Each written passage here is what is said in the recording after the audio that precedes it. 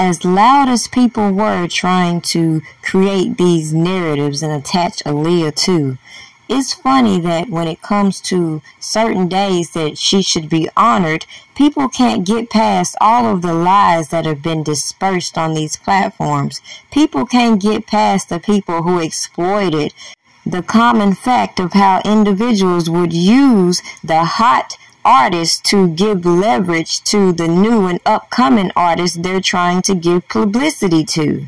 But it's funny that when they put out these stories into these articles and they try to slander people's character because they don't come out and confirm or deny certain things, which should be common sense, and you see individuals latch on to these stories and continue to fabricate and criminalize certain things, it should be very obvious why certain people had no credibility trying to attach to Aaliyah's legacy, defame the fact that she was a star in her own right and could not be held responsible for the criminal activities that was going on behind the scenes as individuals tried to exploit her talent.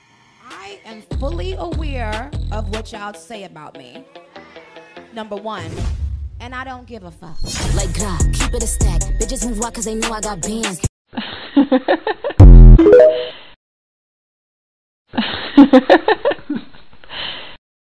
If you order a cake or cookie from Prima Donna Pastries, well, for starters, you get a custom flavor that's just for you. If you're not into chocolate or vanilla, it's your chance to explore other flavors. And even though it's not the traditional chocolate or vanilla, it's still delicious. I'm just saying, if you want to impress someone on any occasion, you get them a cake or cookie from Prima Donna Pastries. You can even become a pastry member to review new products monthly. I am very happy to be here! Get the bag. Y'all niggas know what it is. You know we get the bag.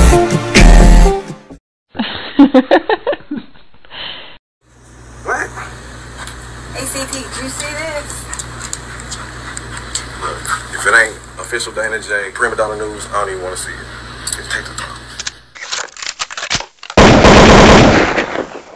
Now, in the beginning, I think I made it very clear that I was definitely an Aaliyah fan. So some of the things that I remember and some of these stories that have been fabricated on these platforms just wouldn't set with me. Especially when a lot of these people who were in the background, who feel some type of way because their careers were overshadowed by the king of R&B, and so they sat back knowing that a lot of this information that was being put out there was false and said nothing. They fed into the propaganda and mistook what I was standing for, which was clear.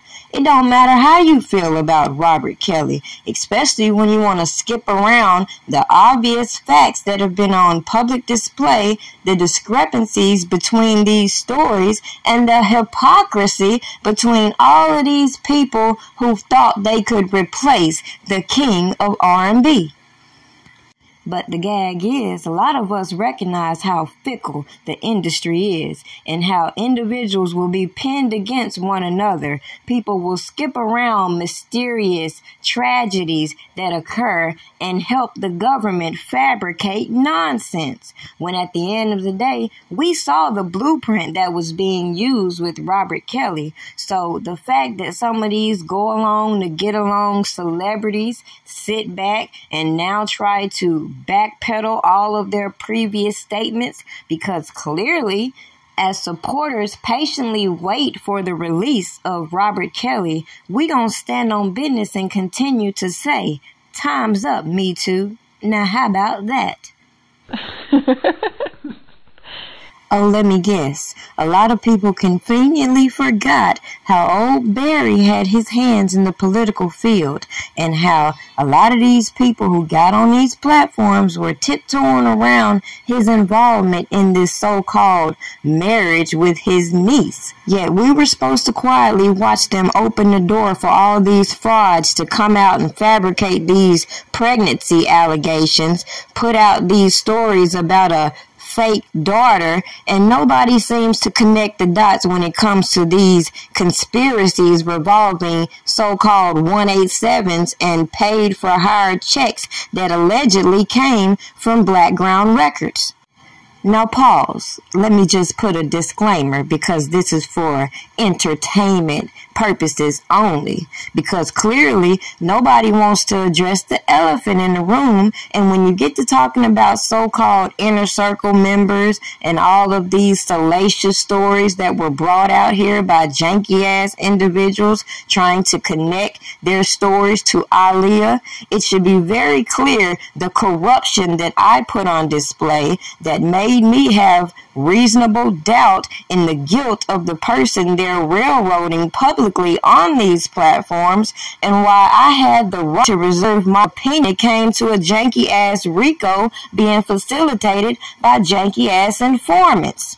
So with all of that being said, and all these people who loved Baby Girl, I wonder how many are going to have that same energy when it comes to shedding light to the alleged conspiracy revolving her demise and the people who were implicated in that, considering their stories have been flip-flopping in the last few years trying to place the blame on one individual.